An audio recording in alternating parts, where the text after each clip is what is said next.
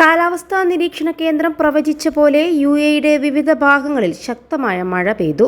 ഇടിമിന്നലോടെയുള്ള മഴയാണ് Abu Dhabi, Sharjah, Ras al Khaimah, Fujairah, Al Ain, Al Dhafra എന്നിവിടങ്ങളിൽ ലഭിച്ചതെന്ന് ദേശീയ കാലാവസ്ഥാ നിരീക്ഷണ കേന്ദ്രം അറിയിച്ചു.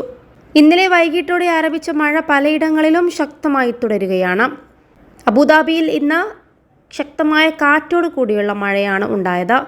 പെട്ടെന്നുള്ള മഴയുടെ പശ്ചാത്തലത്തിൽ വാഹനമോടിക്കുന്നവർ ജാഗ്രത പാലിക്കണമെന്നും വാഹനങ്ങൾ തമ്മിൽ സുരക്ഷിതമായ അകലം പാലിക്കണമെന്നും സുരക്ഷാ ഉദ്യോഗസ്ഥർ അറിയിച്ചു. പ്രദേശവാസികൾ കടലിൽ പോകരുതെന്നും താഴ്വരകളിൽ നിന്നും മാറി നിൽക്കണമെന്നും അധികൃതർ മുന്നറിയിപ്പ് നൽകിയിട്ടുണ്ട്. ശക്തമായ ഇടിമിന്നലോടെയുള്ള മഴ ഒരാഴ്ചയോളം നീണ്ടു നിൽക്കാമെന്നും കാലാവസ്ഥാ നിരീക്ഷണ കേന്ദ്രത്തിന്റെ പ്രവചനമുണ്ട്.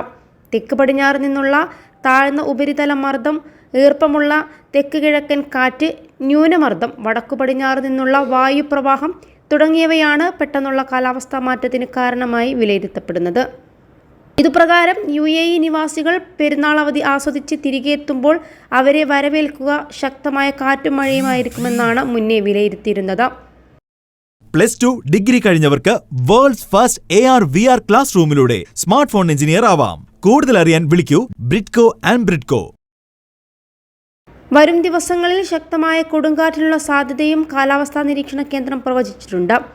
പകൽ താപനില 31 ഡിഗ്രി സെൽഷ്യസായി ഉയരുമെങ്കിലും വൈകുന്നേരമാകുമ്പോൾ ഇടിമിന്നലോടുകൂടിയ മഴ പെയ്യാനുള്ള സാധ്യതയാണ് കണക്കാക്കപ്പെടുന്നത്. രാത്രിയിൽ മഴയ്ക്കുള്ള സാധ്യത 80%.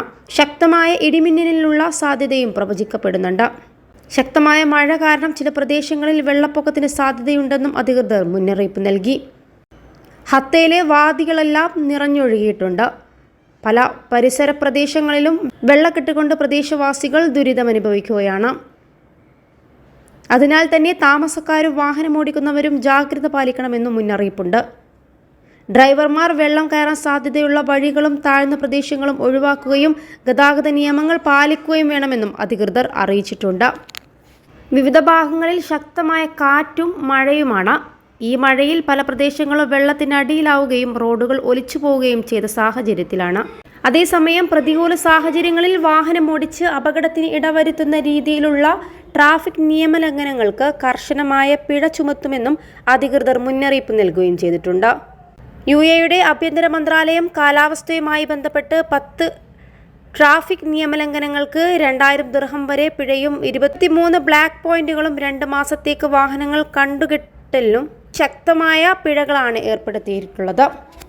21 ലക്ഷത്തോളം സന്തുഷ്ടരായ ഉപഭോക്താക്കളും 2 ലക്ഷത്തോളം തിമിര ശസ്ത്രക്രിയകളും പൂർത്തിയാക്കിയ മലബാറിലെ ഏക കണ്ണാശുപത്രി അൽ സലാമ ഹൈ ഹോസ്പിറ്റൽ റോഡ്, പെരിന്തൽമണ്ണ.